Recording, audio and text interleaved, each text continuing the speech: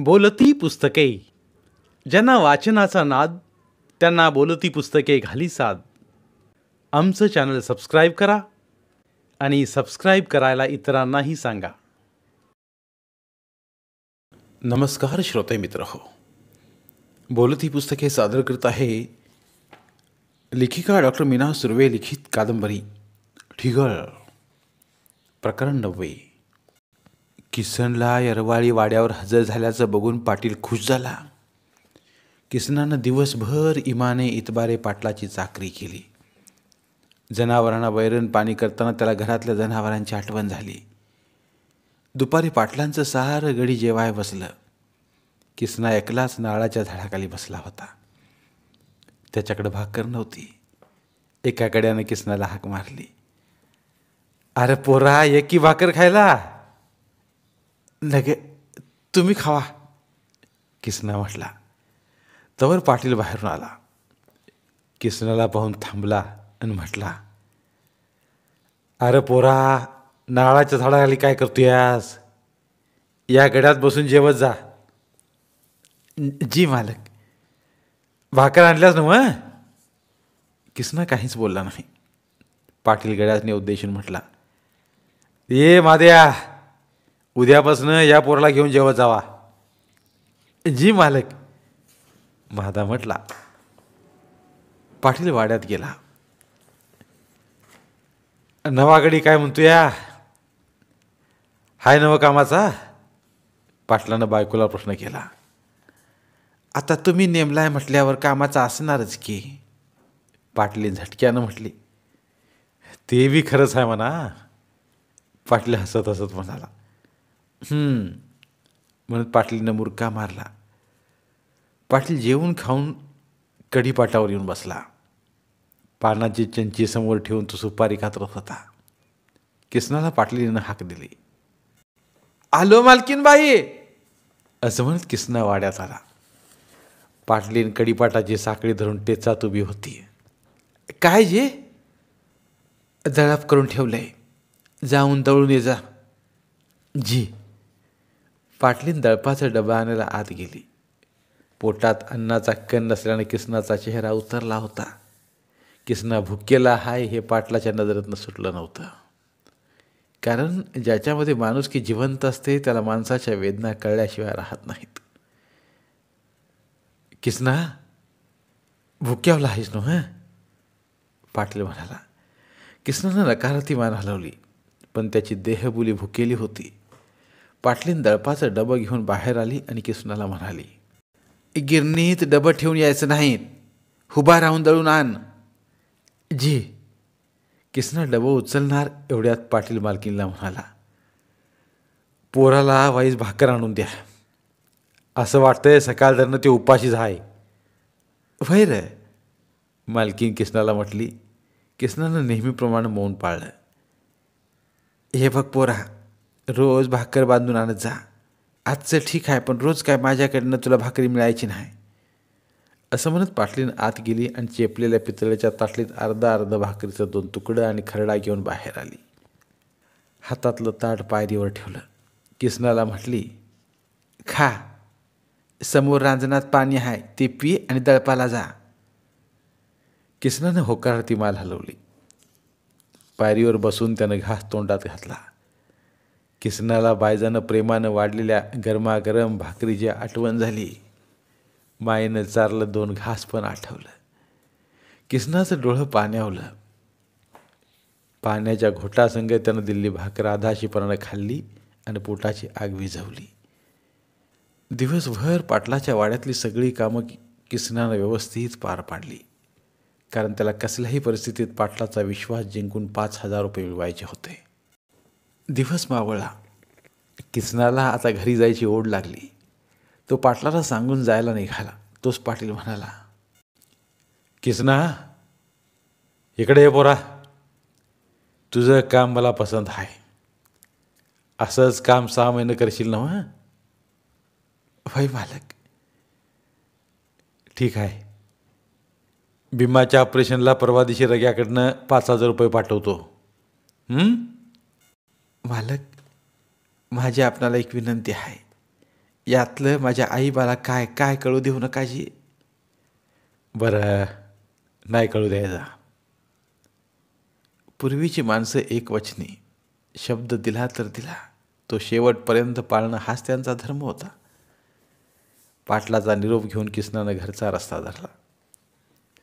त्याच्या चेहऱ्यावर पैसे मिळणार याचा आनंद झळकत होता, पण मनाच्या कोपऱ्यात कुठंतरी शाळेची पण हुरहुर होती. त्याच्या त्यात द्विधावस्था झाली होती, पण सध्या तरी आईबाला हातभार लावणं यालाच त्यानं प्राधान्य दिलं होतं. आज लक्ष्मी घरात एकटीच होती. श्रीपती दवाखान्यातून परत आला नव्हता.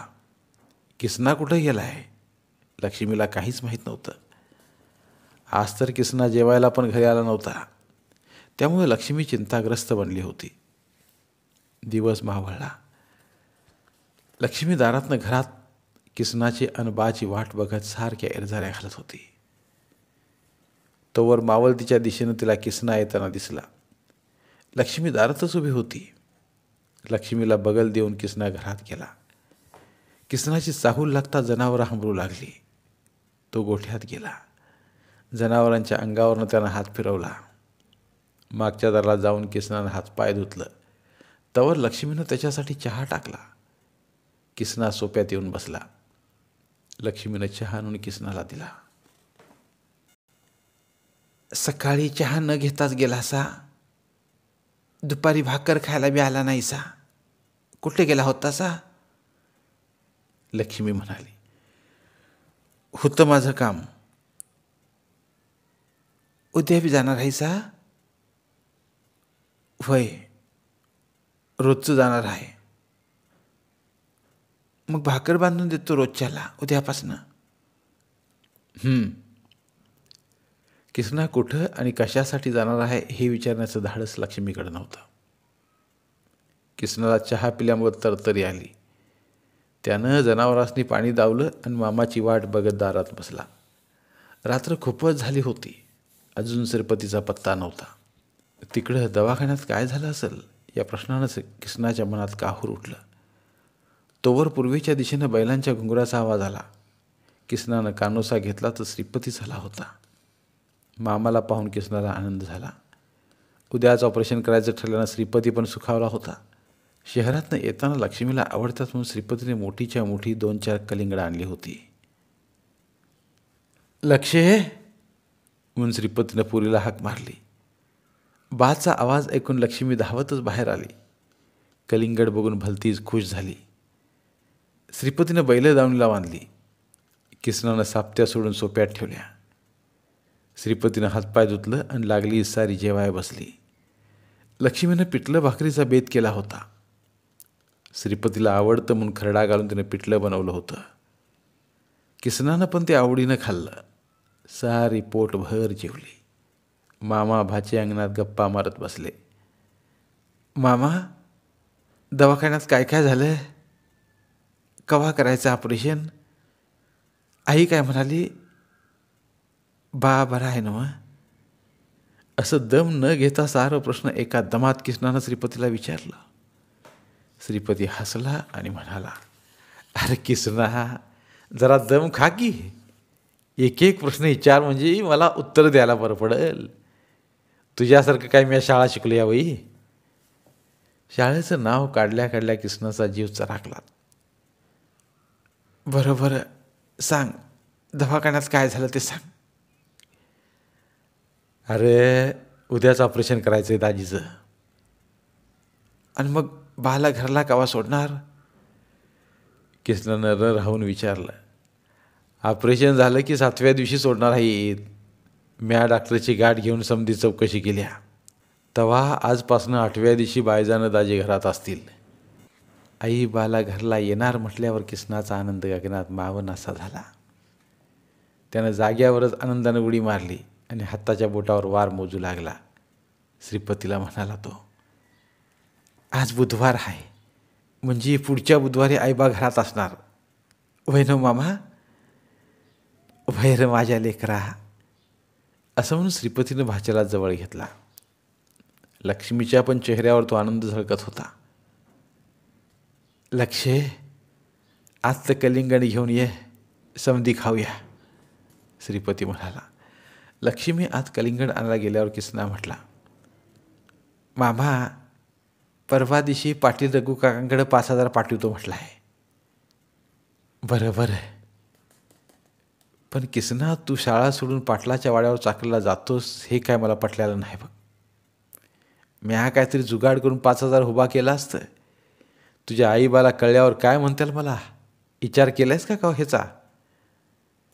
हे बघ मामा, आत्ता माझ्या डोक्यात भलतं असेल तर विचार घालू नकोस. आणि आईबाईला काय बी कळणार नाही. मी पाटलाला तसं सांगितलं आहे. आता पैकं महत्त्वाचं आहेत आणि ते मिळत्यात म्हटल्यावर बाकीचा विचार करायचा नाही. तो लक्ष्मी बाहेर आली. तिच्या कानात किसनाचं तुटक तुटक शब्द पडलं होतं. मामा भाच्यांचं पैक्याबद्दल काहीतरी चाललंय, दोघात काहीतरी डाळ शिजत्या याची जाणीव तिला झाली होती. लक्षे, उद्या येरवाळी उठून स्वयंपाकाचं बघ. 4 भाकरी बांधून दवाखान्याला निघतो. आणि उद्या मला रातच्याला उशीर होणार आहे, तेव्हा माझी वाट बघू नकोसा. दोघं जेवून घ्या. श्रीपती म्हणाला, नाही नाही भात तू आल्या बिगार म्या नाही जेवणार. मामा मी बी नाही जेवणार. किसना म्हणाला. बरं, असं म्हणून श्रीपतीने इळ्यानं कलिंगड कापलं. दारात बसून तिघांनी ते खाल्लं आणि झोपी गेले. ठरल्याप्रमाणे समधी लवकर उठली. लक्ष्मीनं दवाखान्याची आणि किसनाची भाकरी बांधली. श्रीपती आणि किसना दोघं बी भाकरी घेऊन दिवस उगवायला आपापल्या कामाला गेले. किसना आज खूप खुश होता. त्याची आई आज 8 दिवस घरला येणार होती. किसना त्या उत्साहानं भराभर काम करत होता. त्याला एवढ्या कामाची सवय नव्हती, पण परिस्थिती माणसाला सारं शिकवीत असते म्हणतात ते काही खोटं नाही. दिवस मावळतीला कल्ला. किसना पाटलाचा निरोप घ्यायला गेला. नेहमीप्रमाणे कडीपाटावर पाटील झुलत होता. काय रे किसना? पाटील म्हणाला.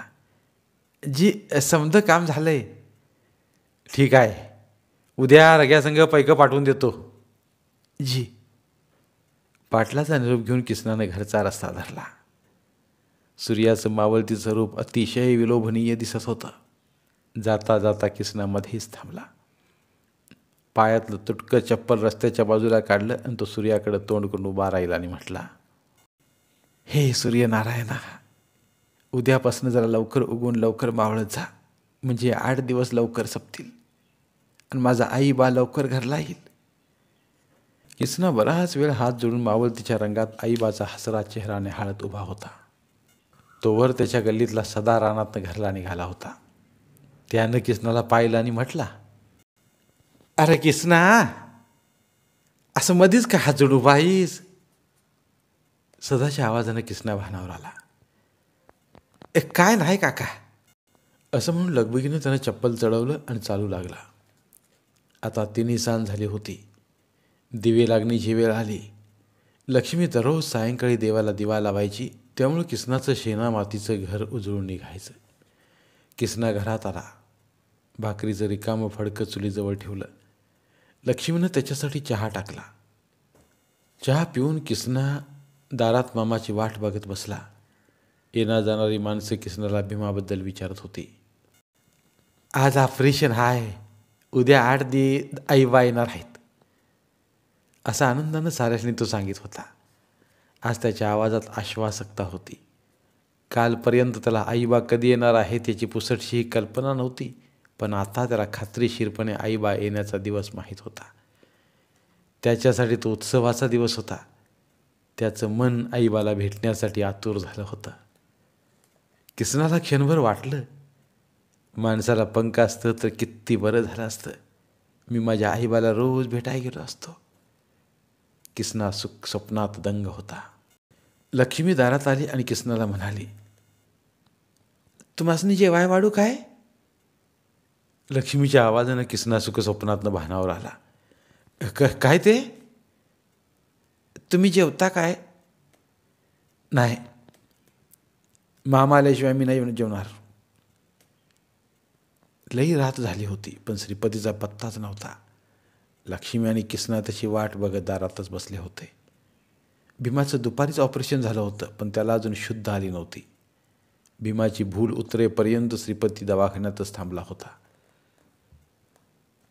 उद्या रघु पाटील 5,000 रुपये घेऊन येईल, तवा उरल्या पैक्याची फिकीर करू नकस, असं श्रीपतीनं बायजाला सांगितलं. तोवर भीमा शुद्धीवर आला. भीमा शुद्धीवर आल्यावर श्रीपतीनं त्याची विचारपूस केली. औषधं खाण्यापिण्याची तजवीज करून श्रीपती घरी यायला निघाला. बायजा दवाखान्याबाहेर त्याला घालवाय आली. दादा, पोचायलाही रात होईल, सकाळ जा म्हणस. बायजा म्हणाली, नग पाहिजे, पोरं वाटेकडं डोळे लावून बसली असतील, म्या गेल्या बिगार जेवायची बी नाहीत. होय दादा, ते बी खरंच आहे बघ. किसनाला आणि लक्ष्मीला काळजी करू नका असं म्हणून सांग. आम्ही येतोया म्हणा पुढच्या बुधवारी. माझं मागल्या जन्माचं पुण्य म्हणून तुझ्यासारखा भाऊ माझ्या पदरात आहे, असं म्हणून डोळ्यातलं पाणी बायजानं पदरानं टिपलं. बायजे, आज जा, उगा तिन्ही सांजचं टिपं गाळू नकस, आता सगळं चांगलं झालंय, असं म्हणून श्रीपतीनं बायजाचा निरोप घेतला. बैलांनी वेग घेतला. उशीर झाला याची बहुधा बैलांनाही जाणीव झाली होती, म्हणून त्यांनीही पाहायला गती दिली होती. श्रीपती अधूनमधून बैलांच्या पाठीवर कासरा टाकून त्यांना वेगानं चालण्याचा इशारा करीत होता. लई रात झाली होती. पुनव तोंडावा असल्यानं चंद्राच्या प्रकाशात धरणी माता निहाळली होती. रस्त्यावर चिटपाखरूसुद्धा नव्हतं. बैलांच्या घुंगरांचा आवाज आसमंतातील निरव शांतता भेदत होतं. वड्या वगळीतली वाट होती. प्राण्यांचे पक्ष्यांचे चित्रविचित्र आवाज श्रीपतीच्या कानावर पडत होते. गार वारा त्याच्या अंगाला झोंबत होता. त्यामुळे श्रीपतीच्या मनात आणि शरीरात कापरं भरलं होतं. तो रामकृष्ण हरी हा जप करीत गाडी हाकीत होता. मजल दर मजल करीत श्रीपती गावात पोचला. गावात भयान शांतता होती. कुत्र्यांच्या भुंकण्याचा भेसूर आवाज अंधाराची साथ देत होता. गड्डीतली सारी माणसं जेवून खाऊन झोपली होती. लक्ष्मीची बसल्या जागी झोप लागली होती, पण किसनाचा डोळा लावला नव्हता. अखेर त्याची प्रतीक्षा संपली.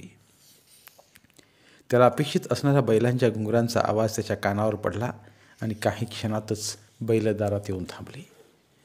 मामा गाडीतनं खाली उतरला. श्रीपती हातातला चाबूक किसनाकडे देत म्हणाला, पोरानो, जेवला का रे? नाही मामा, तुझीच वाट बघत बसली ना. मग अरे किसना, लई वेळ झालाय, जेवून झोपायचं नाही वय रे. बाच्या आवाजानं लक्ष्मीलाही जाग आली. बा, तू कवा आलास? हे काय आत्ता चालू आहे पुरी, असं म्हणून श्रीपतीनं तिच्या तोंडावरनं मायेनं हात फिरवला. श्रीपती दोघा पोरांना घेऊन लागली जेवला. जेवताना भीमाच्या ऑपरेशनबद्दल श्रीपतीनं पोरासनी सांगितलं. ऑपरेशन व्यवस्थित झालंय, आता काळजी करायचं काम नाही, बुधवारी दोघं बी घरला येत्याल, असं म्हणून मामानं भाच्याच्या पाठीवरनं हात फिरवला. सर्वांच्या चेहऱ्यावर आनंद पसरला. त्यामुळे सारं घरच आनंदी झालं. एव्हाना रात्रीचे 2 प्रहर उलटून गेले होते. लक्ष्मीनं खरकटी भांडी तशीच ठेवली. बिछाना टाकून सारी झोपी गेली. पण किसना तेवढा जागा होता. त्याला आईबा येणार म्हणून खूप आनंद झाला होता.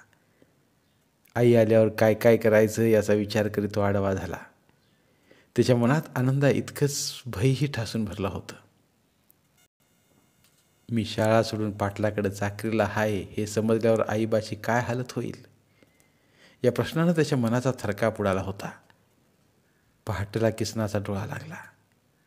घटकाभराची झोप घेऊन किसनानं उजाडताच पाटलाचा वाडा गाठला. आज पाटील रघु काकाकडनं आईला पैसे देणार आहेत म्हणून तो रोजच्यापेक्षा जरा लवकरच वाड्यावर आला होता. धन्यवाद.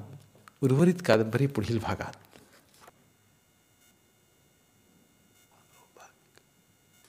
धन्यवाद. प्रिय श्रोते मित्र हो, आपल्यासाठी एक आवाहन.